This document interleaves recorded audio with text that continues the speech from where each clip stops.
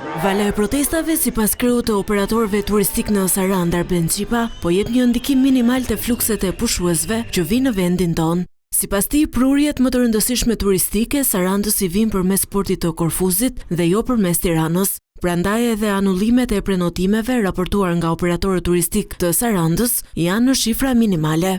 Në lidhje me kancelime, nëse ekzistojnë që në Sarandë, edhe kjo los rol dhe ka bërë efekt, por në për masa të vogla do thosha, për arsye se depritjet e Sarandë dhe prurjet janë në pjesën e cila dominon nga aeroporti Korfuz dhe kështu nuk janë në kontakt me një komunikim ose me një kontakt të bimeve të cilat kanë tjetër ngjyrë dhe tjetër formë në Durrës edhe aq më tepër në Vlorë.